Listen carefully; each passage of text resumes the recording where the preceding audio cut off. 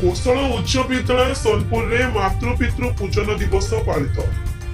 सुवर्णपुर सहर पट्टा भाड़ी स्थित अग्रणी शिक्षा अनुष्ठान रे बहु आडंबर सहकारी पूज्य पूजारी मातृपितृ पूजन उत्सव अति आनंद सहकारे पालन करा जायछि।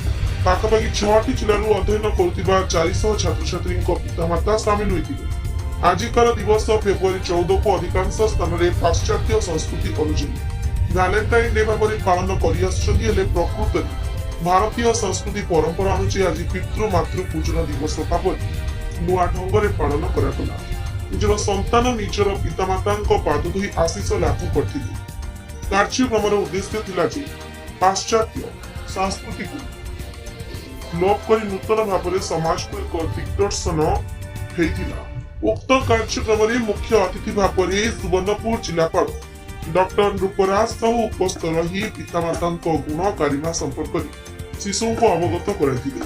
स्वतंत्र अतिथि भाव में आरक्षी अधीक्षक श्रीजुक्त नारायण नायक, सम्मानित अतिथि भाव में अतिरिक्त जिला मुख्य चिकित्सा अधिकारी श्रीजुक्त दुर्गदत्त पंडा, अवसर प्राप्त प्रधान शिक्षक श्रीजुक्त प्रदीप कुमार पुरोहित प्रमुख उपस्थित रही समस्त अभिभावक मानक वचन माध्यम आदृत कर ଏହି ଅବସରରେ ଏକ ମେଗା ରକ୍ତଦାନ ଶିବିର ମଧ୍ୟ ଅନୁଷ୍ଠିତ ହୋଇଥିଲା। ଏଥିରେ 50ରୁ ଅଧିକ ୟୁନିଟ୍ ରକ୍ତ ସଂଗ୍ରହ କରାଯାଇଥିଲା। ଶ୍ରୀକ୍ଷେତ୍ର ପୁରୀରୁ ଏକ ଟିମ୍ ଅଣାଯାଇ ମାଗଣା ସ୍ୱାସ୍ଥ୍ୟର ପରୀକ୍ଷା କରାଯାଇଥିଲା। ସମସ୍ତେ ବହୁ ଆନନ୍ଦ ସହକାରେ ଭାଗ ନେଇଥିଲେ। ବିଦ୍ୟାଳୟର ପ୍ରଧାନ ଆଚାର୍ଯ୍ୟ ଶ୍ରୀଯୁକ୍ତ ପରମା ନାୟକ ଅଭିଭାଷଣ ରଖିବା ସହିତ ଦିବସର ତାତ୍ପର୍ଯ୍ୟ ବିଷୟରେ ସବିଶେଷ ବିବରଣୀ ପାଠ କରିଥିଲେ। श्रीजुक्त संजय कुमार साहू संपादक अतिथि उद्देश्य धन्यवाद अर्पण करते।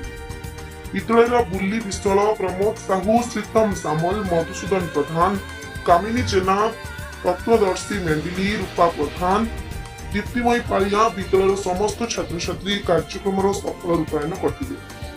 सुश्री स्मिताराणी नायक मंच परिचालना करते। Bureau report.